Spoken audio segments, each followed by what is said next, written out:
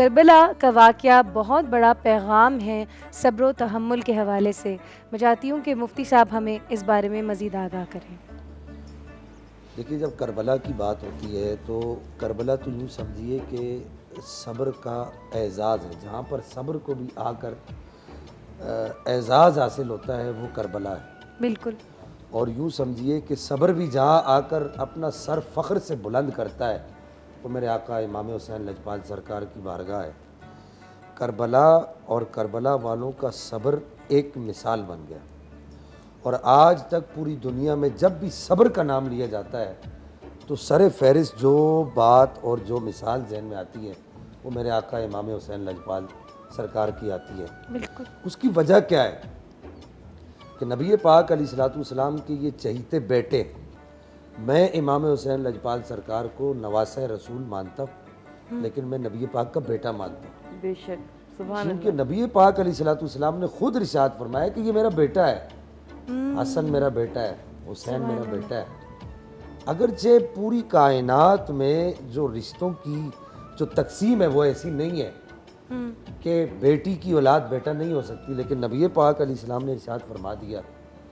آپ علیہ السلام کے ارشاد فرمانے کی وجہ سے کائنات تو ادھر سے ادھر ہو سکتی ہے، بالکل، لیکن میرے آقا علیہ الصلوۃ والسلام کا فرمان جھوٹا نہیں ہو سکتا. بالکل بالکل بالکل ایسا ہی. بلکہ ایک جملہ نبی پاک علیہ السلام کی ذات گرامی پر بولا جاتا ہے، میں سمجھتا ہوں آپ اس بات کو سمجھیں گی، میں سمجھتا ہوں کہ وہ جملہ بھی نبی پاک علیہ السلام کی ذات گرامی پر نامکمل ہے، ادھورا ہے. اصدق الصادقین، سب سچوں میں سے سچے. اصدق الصادقین کا مطلب یہ کہ سچوں کی سچائی کی انتہا جہاں ہوتی ہے وہ میرے آقا صلی اللہ تعالیٰ علیہ وسلم کی ذات گرامی ہے. تو میں جو عرض کر رہا تھا کہ یہ نبی پاک کے بیٹے ہیں. نبی پاک علیہ الصلوۃ والسلام نے اپنے ان دونوں بیٹوں کو جو گھٹی عطا فرمائی جی، اور گھٹی دینے کے بعد پھر ان کی پرورش کی اور پھر اللہ تعالیٰ کی بارگاہ میں دعا کرتے رہے کہ یا رب العالمین یا ارحم الراحمین میرے ان دونوں بیٹوں کو صبر پر جو مصیبت ان پر آئے گی اس پر صبر کی توفیق عطا فرما، جی، اور ان کو اس صبر پر استقامت عطا فرما. دیکھیے نا، ایک طرف حضرت عبداللہ بن زبیر بن العوام نبی پاک علیہ السلام کی مدینے کا یہ پہلا بچہ ہے. جب نبی پاک ہجرت کر کے مدینہ المنورہ تشریف لائے تو کفار و منافقین نے یہ فضا بلند کر دی، یہ آواز بلند کر دی کہ ہم نے مہاجرین کے ہاں بچوں کی پیدائش کو بند کر دیا، جادو کر دیا. جی.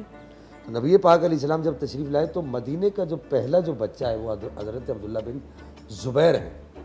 نبی پاک علیہ السلام نے خود کھجور چوس کر، ان کی والدہ نے کہا کہ میں اس وقت تک اس کو اپنا دودھ نہیں دوں گی جب تک نبی پاک اس کو گھٹی نہیں دیں گے. سبحان اللہ. تو نبی پاک نے خود کھجور مبارک چوس کر ان کو چٹائی. اس کے بعد اثر کیا ہوا کہ عبداللہ بن زبیر کی لاش مبارک 2 ہفتے تک سولی پر لٹکی رہتی ہے اور ان کی لاش سے تعفر نہیں اٹھتا بلکہ خوشبو اٹھتی ہے.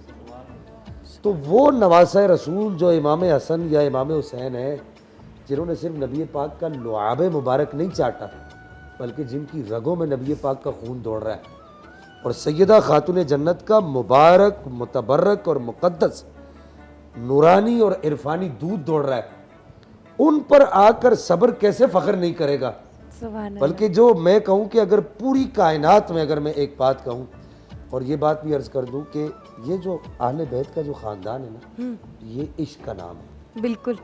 آپ کبھی بھی کسی کو اہل بیت پر گفتگو کرنے کے لیے کہیں گے یا آپ کسی کی گفتگو سنیں گی یا سنیں گے آپ آپے سے بے قابو ہو جائیں گے. بالکل. کیفیت ایک اس کی وجہ یہ ہے کہ ہمارا ان کے ساتھ جو رشتہ ہے وہ ہمارا رشتہ ہمارا ایک یوں سمجھیے کہ اندر کا رشتہ ہے، ہمارا دل کا رشتہ ہے. بالکل بالکل. دیکھیں نا، جب مولا علی کا نام آتا ہے تو ہماری روح میں ایک ہیجانی کیفیات پیدا ہو جاتی ہے. بالکل بالکل. کسی نے بڑی پیاری بات کہی ہے کہ ادنا ہے کون کون اور عالی ہے کون کون، حیدر کے در کا دیکھ سوالی ہے کون کون.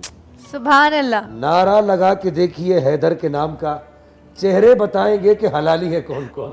سبحان اللہ. سبحان اللہ.